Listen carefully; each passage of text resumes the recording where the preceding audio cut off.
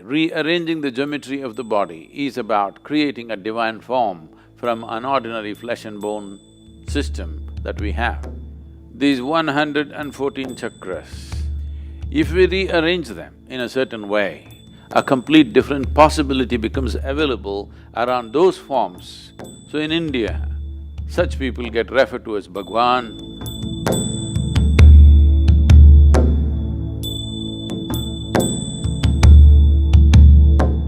What we refer to as the universe or as cosmos is essentially a complex amalgamation of forms. All these forms, planets, stars, the whole systems, these are all forms. When these forms evolve over a period of time to become efficient forms, seemingly perpetual, they have become seemingly perpetual in our experience because of the perfection of geometry that they have arrived at. It's not something that it suddenly happened. Each one of these forms have evolved over a period of time.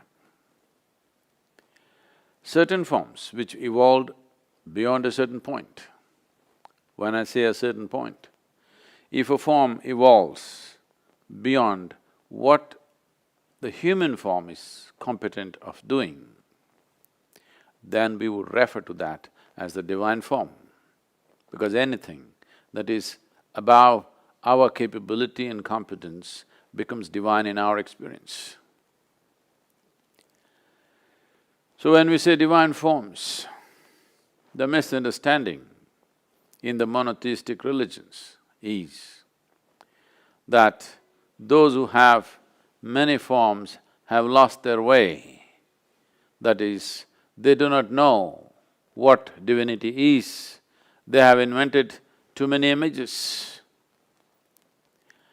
These forms are not invented, they're derived.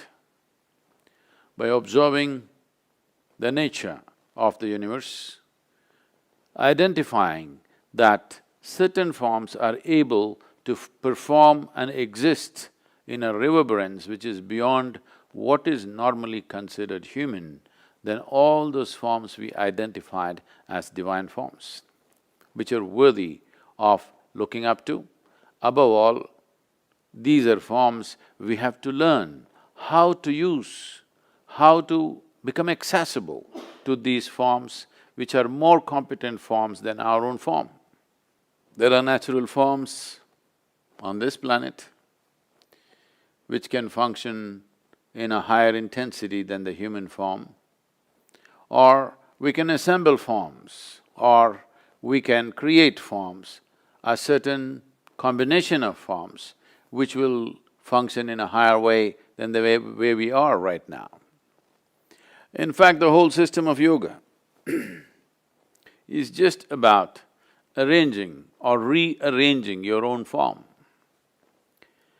These 114 chakras, which are a certain energy forms by themselves, if we rearrange them in a certain way, the same human being who was just flesh and blood, living within the compulsive nature of that dimension of life, can suddenly be transformed into a higher possibility.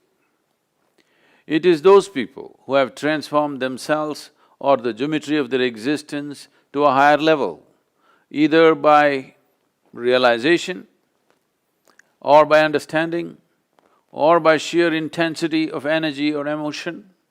They have transformed themselves into a higher geometric form so that their very presence exudes a completely different dimension of energy, a complete different possibility becomes available around those forms. Then we refer to those forms as divine forms. So in India, such people get referred to as Bhagwan, or there are so many other names which essentially means godlike or divine.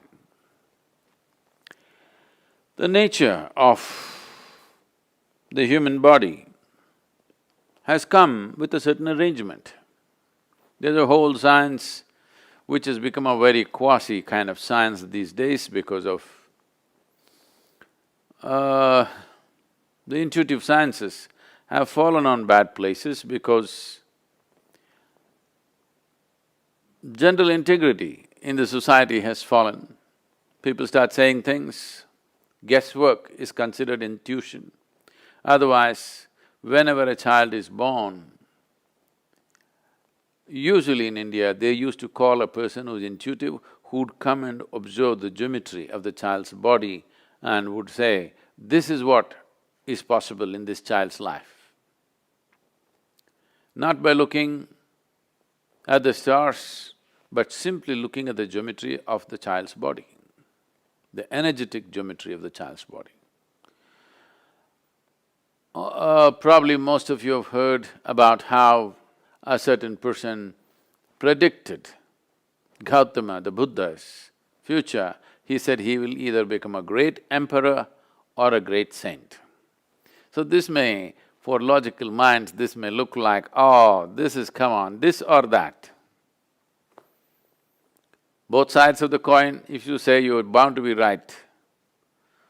No, he's only talking about looking at the intensity of the geometry. He's saying, either in the material world he will achieve great things. Because he's a king's son, he's saying maybe he will become a great emperor. Or because of a certain observation, if such intensity is there in the child, why would he waste his time ruling over people? He would rather embrace them, which is more sensible to do. He would rather transform them, which is more sensible to do. So, he said the intensity is going beyond being an emperor. Being a king's son, probably he will become an emperor. But when I look at the intensity of the geometry, maybe he will become a great sage. Well, he turned out the other way around. He was not wrong in that prediction. If he had fallen back in his life for some reason, maybe he would have become a great emperor, a conqueror. Maybe he would have conquered many lands and become a great emperor. Great emperors did not happen without so much guile, violence and many things which most people wouldn't want to do in their lives. To be a great emperor, you have to do many things that a whole lot of sensible people will not be willing to do. So Gautama chose the other way around and the prediction was not wrong. The prediction is he is looking at the seed and this can become a great tree. So the geometry of the body, rearranging the geometry of the body is about creating a divine form from an ordinary flesh and bone system that we have. Is something wrong with flesh and bone? Nothing wrong, it comes with its limitations. It's a compulsive form. Is something wrong me being compulsive? Nothing wrong if you don't appreciate what it means to be free. Nothing wrong being compulsive. Is something wrong being a creature on this planet? Nothing wrong. It is just that if you die without exploring the possibility of being something more, human life does not get fulfilled. Every life, from the smallest to the biggest, is aspiring to become a full-fledged life.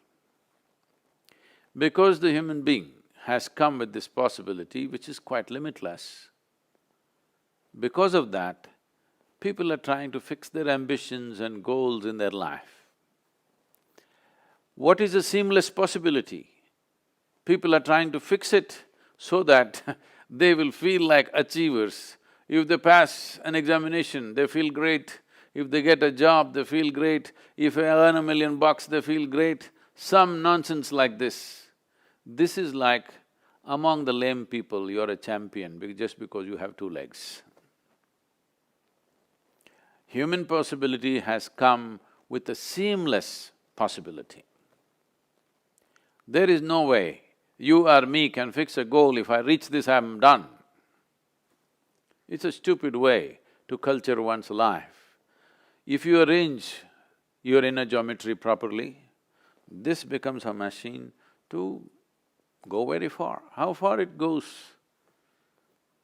internally is entirely determined by the human being, the individual being. But how far it goes in the world are determined by the times, by the society, the social structures, so many things. You may get knocked down on the way. You may not get crucified, somebody may run you down on Highway 8, you know. So, how far we get in the world are subject to many things. How far we get within ourselves is just a question of arrangement of geometry, understanding, realization, understanding and the competence of being able to arrange it. The whole yogic system, starting from the physical phase of asanas to everything, is essentially to reorganize or to re-engineer our geometry in such a way that it begins to function in a way that you have not imagined possible till now. To live your life beyond your ambitions. The stupid ambitions have come to you because of a limited society in which you're living. Based on that, if you are a little one step ahead of your neighbor, your ambitions are realized. No, no, no, I'm not just thinking about this, I want to be the richest man in United States. It is still among the lame. Among the lame you're a champion, that's all. So, a seamless possibility need not be encapsulated into something silly based on the circumstances in which we are living right now.